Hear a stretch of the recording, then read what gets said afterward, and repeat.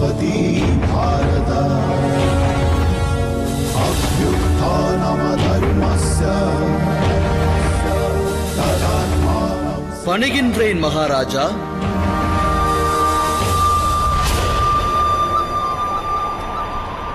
நலமுண்டாகட்டும் வாசுதேவரே. அஸ்தினாபுரத்தின் இந்த ராஜசபை யாதவகுல திலகம் ஸ்ரீமான் வாசுதேவரை வரவேற்கிறது. வாசுதேவரே, குரு வம்சம் எனும் இந்த மாபெரும் வம்சம் இன்று பெரும் சங்கடத்தில் ஆழ்ந்துள்ளது. பாம்பின் வாய் சிக்கிய தவளை போல மீளா துயரத்தில் வாடி வருகிறது. அதோடு அழிவு பாதையில் செல்லும் வம்சத்தை காக்க இயலாமல் வேதனை தீயில் மடிந்து வருகின்றோம்.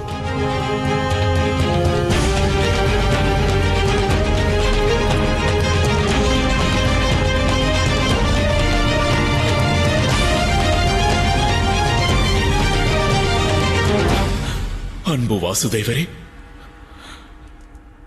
நடக்க உள்ள போராட்டத்தை நிறுத்தும் மார்க்கத்தை தாம் ஒருவர் மட்டுமே அறிவீர்கள். அதை எடுத்துரையுங்கள் வாசுதேவரே. அரசரது புகழ் ஓங்குக. மகாராஜா, பாண்டவர்கள் ராஜ்யத்தை அவர்களுக்கு ஒப்படைத்து விடுங்கள். தம்முடைய புதல்வர்களை தண்டனையை ஏற்கச் சொல்லி அறிவுறுத்துங்கள்.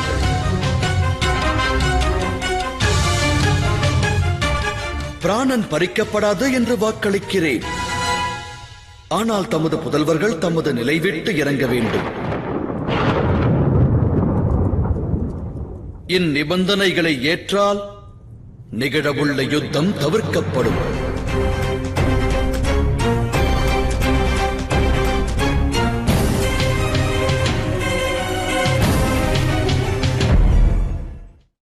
வாசுதேவரே,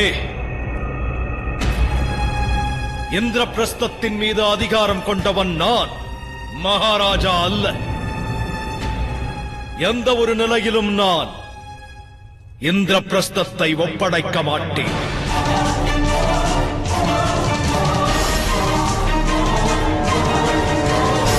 அதோடு இந்திரபிரஸ்தத்தின் அதிகாரத்தை பெறாத பாண்டவர்கள் போர் தொடுக்கும் அருகதையற்றவர்களாகிறார்கள். வாசுதேவரே, அநியாயத்தை எதிர்க்கும் துணிவு அனைவருக்கும் உள்ளதென்று அறிந்து கொள். துரியோதனா, பாண்டவர்கள் நல் எண்ணம் கொண்டு இத்தனை காலமாக யுத்தம் தொடுக்காமல் இருக்கிறார்கள். அது உண்மையா இல்லையா என்று அரசரே அறிவார்.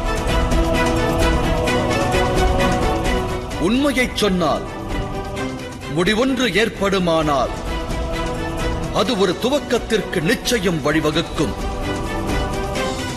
ஆனால் வேம்பின் விருட்சம் தனில் மாங்கனியானது என்றும் விளையாது.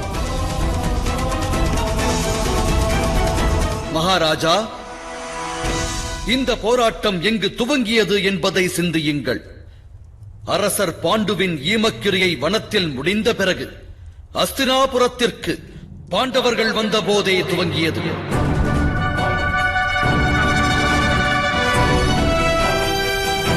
அவர்கள் வருகை தந்த தினமன்றே ராஜகுமாரர் யுதிஷ்டரை யுவராஜன் என்று தாம் அறிவித்திருந்தால் இன்னலானது உருவாகி இருக்காது. ஆனால் தாம் இந்த சிம்மாசனத்தின் மீது கொண்ட மோகம் தம்மை அனுமதிக்கவில்லை.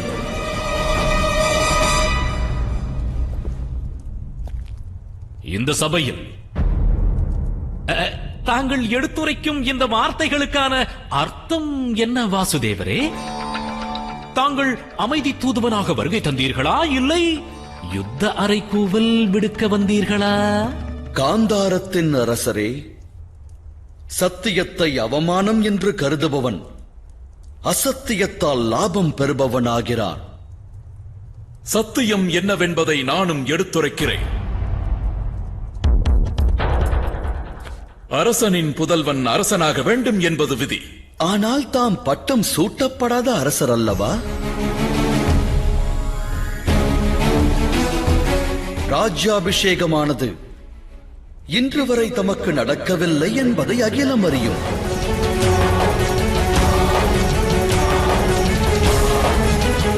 ஆகையால் தம்முடைய புதல்வர்கள் அரியணையை அலங்கரிக்கும் தகுதி பெற்றவர்களா அரசே?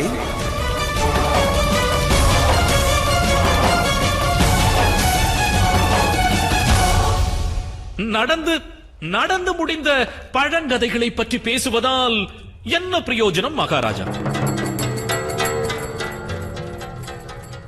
வாசுதேவரே, இன்னொரு சத்தியமும் உள்ளது. சூது விளையாட்டின் இறுதியில் பாண்டவர் ஐவரும் ஒன்றை ஸ்வீகரித்தார்கள். ஓராண்டு காலத்திற்கான அஞ்ஞாத வாசத்தை அவர்கள் ஏற்றார்கள். ஆனால் எனது மருமகன் துரியோதனன் அந்த ஓராண்டு முடிவதற்கு முன்பாக அர்ஜுனனை கண்டுபிடித்தான். நாங்கள் பாண்டவர்களுக்கு வனவாசத்தில் இருந்து முக்தி அளிக்க சித்தமாக உள்ளோம். ஆனால் அவர்கள் போர் குணத்தை துறக்க வேண்டும். துறவியாய் வாழ்பவன் தவறொன்று இழைப்பதால் அவன் ஆற்றிய தவறான காரியம் தவறில்லை என்றாகாது. சூது விளையாட்டே அதர்மச் செயலாகும். ஆகையினால் அதன் பலன்கள் மகத்துவமற்றது.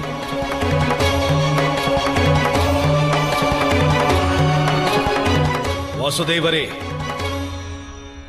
சூது விளையாட்டில் யுதிஷ்டிரன் தான் கொண்டிருந்த ஆஸ்திகளை இழந்து, தன்னையும் இழந்து, சகோதரரையும் இழந்து, தன் மனைவியையும் இழந்ததை பொய் என்று உரைக்கிறீர்களா?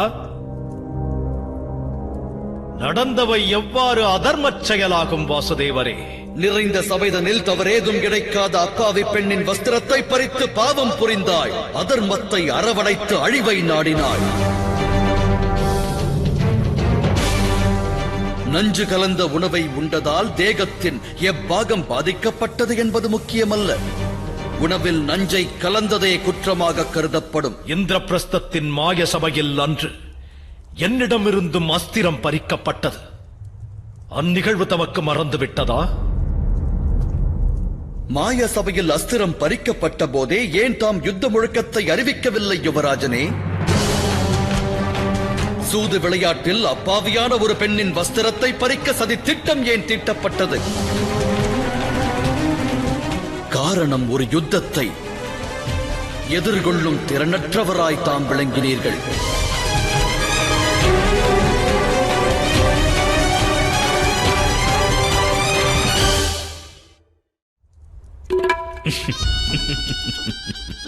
வாசுதேவரே, அன்று சூதாட்ட மண்டபத்தில் கங்கை மைந்தர் பீஷ்மரும் மகாகுரு துரோணரும் இருந்தார்கள். அப்படி என்றால் அவர்கள் இருவரும் தவறு இழைத்தவர்களா? அவர்களும் தவறு இழைத்தவர்களே. பவனமே இடிந்து விழுகையில் துவாரபாலகர்கள் வாயிலை மட்டும் காவல் காப்பதில் அர்த்தமில்லை காந்தார அரசே. வம்சத்தை வேறறுக்கும் பணியானது ஆற்றப்படும் போது, மனித குலத்தை சாய்க்கும் திட்டம் தீட்டப்படும் போது, தன்னை சுற்றியுள்ள தர்மத்தை மட்டுமே காக்க முற்படும் செயலானது அனர்த்தம் என்றுதான் அறியப்படும்.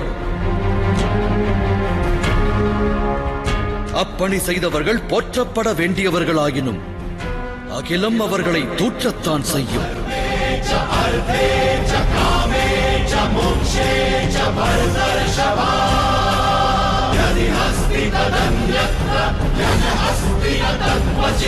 இது தர்ம அதர்ம விவாதத்திற்கான நேரம் அல்ல. ஒரு மகா யுத்தம் தடுக்கப்படுவதற்கான முயற்சிகளை மேற்கொள்ள வேண்டிய நேரம். அதற்காகவே அமைதி தூதுவனாக வருகை தந்துள்ளேன் மகாமந்திரியாரே. தாம் தாங்கி வந்த தூது செய்தியை நான் ஏற்கப் போவதில்லை.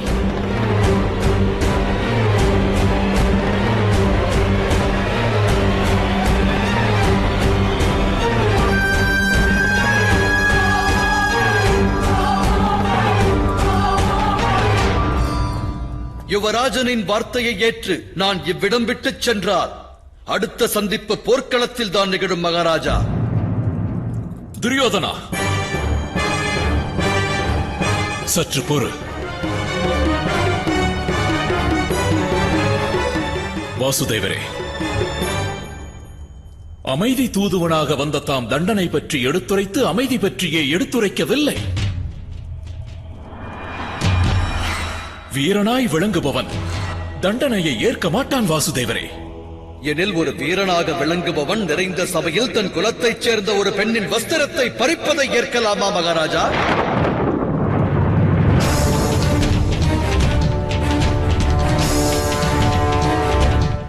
மிக பெரும் தவறொன்றை இழைத்த பிறகு தண்டனையைக் கண்டு அஞ்சுவதில் என்ன தாத்பரியம் உள்ளது? இருப்பினும் ஒன்றுரைக்கிறேன், ஓர் வாக்கினை நல்குகிறேன். துருபத கன்னிகையின் பாதங்களை பணிந்து கௌரவர்கள் மன்னிப்பு வேண்டினார். அதுவே இவர்களுக்கு அளித்த தண்டனையாக ஏற்கப்படும்.